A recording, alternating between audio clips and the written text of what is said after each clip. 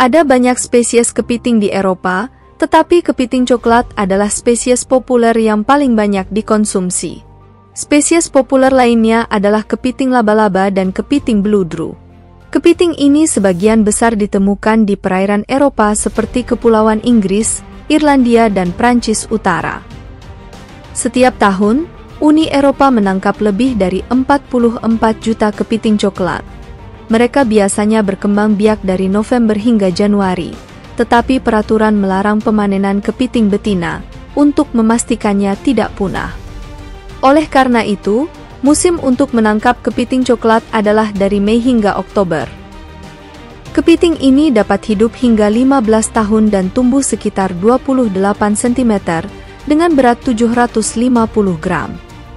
Metode yang paling umum digunakan untuk menangkap kepiting coklat di Inggris adalah dengan menggunakan keramba, meletakkannya semalam di laut sebelum mengambilnya kembali keesokan harinya.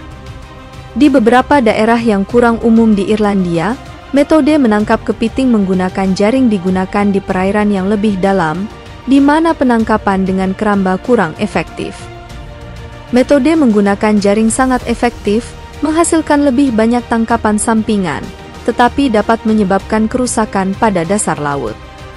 Hari bagi nelayan kepiting coklat dimulai jauh sebelum matahari terbit. Mereka mempersiapkan perahu, memeriksa peralatan dan memastikan pasokan umpan yang cukup di atas kapal. Kemudian menavigasi ke daerah penangkapan kepiting yang ditunjuk menggunakan teknologi seperti GPS dan peta langsung.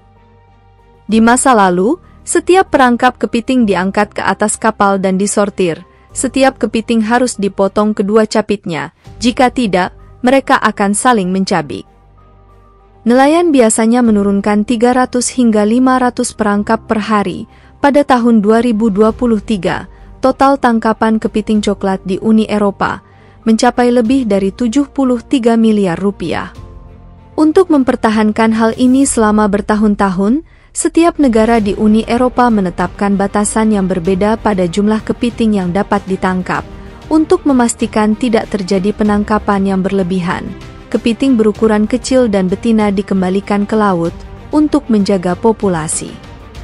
Meskipun Inggris keluar dari Uni Eropa pada tahun 2012, tetapi Inggris masih menjadi pemasok kepiting segar terbesar ke Uni Eropa, dengan ekspor mencapai 20,6 juta.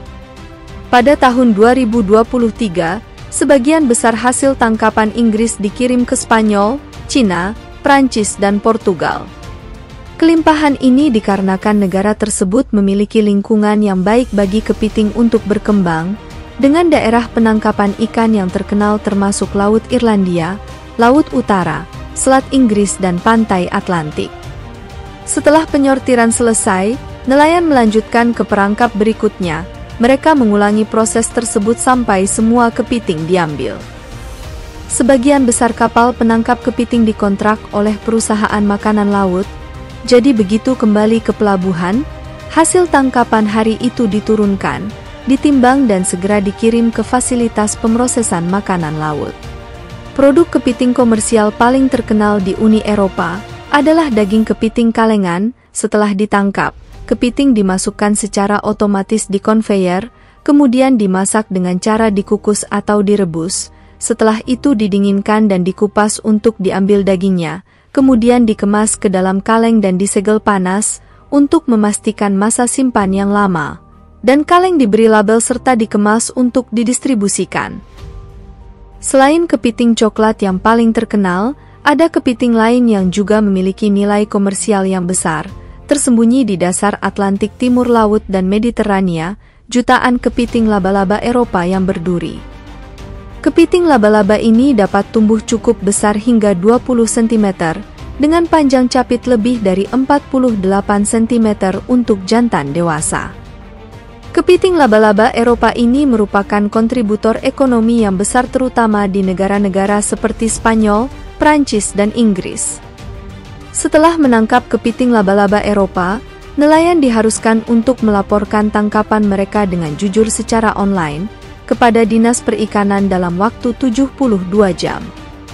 Kepiting yang dipanen segera diangkut ke fasilitas pemrosesan, kemudian kepiting diletakkan di konveyor, mereka diproses oleh mesin otomatis yang sanggup memproses hingga 40 kepiting per menit. Setelah pemrosesan awal, kepiting dipisahkan dari kaki dan bagian lain yang dapat dimakan. Kemudian kepiting disortir dan ditempatkan dalam wadah dengan berat tergantung pesanan. Wadah logam ini memuat sekitar 21 kg. Kepiting kemudian dimasak selama 18 menit pada suhu 210 derajat Celcius untuk memastikan daging benar-benar matang sambil mempertahankan tekstur dan rasanya. Selanjutnya kepiting diangkat untuk menghentikan proses pemasakan dengan dicelupkan ke dalam air garam dan ke dalam air tawar untuk memperpanjang masa simpannya hingga 2 tahun. Meskipun permintaan untuk kepiting ini di Inggris sedikit, sebagian besar tangkapan kepiting Inggris diekspor ke benua Eropa dan dijual dengan harga sekitar Rp400.000 per kilogram. Pada tahun 2022, Yayasan Keamanan Ikan memperkirakan ada sekitar 100.000 orang meninggal setiap tahunnya karena pekerjaan penangkapan ikan.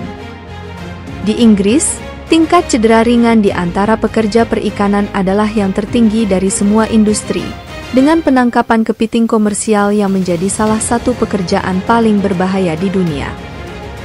Nelayan menghadapi stres, kelelahan fisik, cuaca buruk, risiko jatuh ke laut dan tenggelam.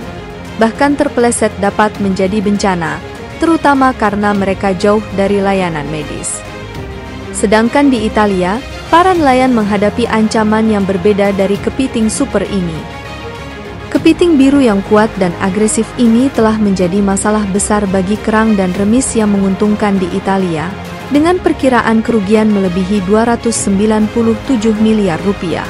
Petani kerang menemukan beberapa kepiting biru di sekeliling jaring tempat pemeliharaan kerang mereka. Begitu kepiting biru masuk, mereka melahap semua yang ada di dalamnya.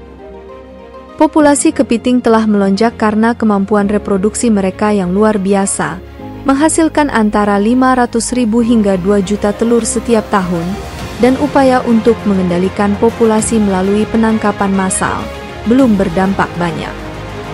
Beberapa laporan menunjukkan bahwa kepiting biru Italia lebih besar dari kepiting Amerika, yang telah menyebabkan beberapa orang Italia menganggapnya sebagai sumber kuliner yang menjanjikan. Kepiting biru telah mulai muncul di pasar makanan laut dan supermarket di Italia, dengan harga berkisar antara 14 juta per kilo. Meskipun relatif baru di pasar Italia, tetapi terdapat hampir 50 pabrik pengolahan kepiting biru, yang memberikan pendapatan bagi nelayan setempat.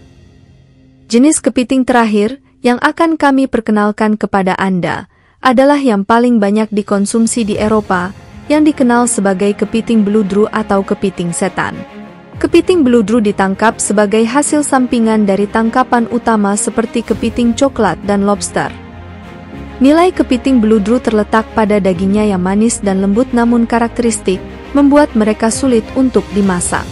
Tidak seperti kepiting coklat yang memiliki daging lebih tahan lama disimpan, sedangkan daging kepiting beludru rentan terhadap pembusukan, jika ditangkap dengan kasar, akan membuatnya stres. Ribuan kepiting beludru yang disimpan dalam ruang es di pelabuhan, dan kemudian diekspor dalam keadaan hidup ke pasar makanan laut di Prancis dan Spanyol. Jadi apa pendapat Anda tentang kepiting biru ini? Beritahu kami di komentar di bawah. Terima kasih telah menonton, dan jika Anda menikmati video ini dan menganggapnya informatif, silahkan klik tombol suka dan berlangganan.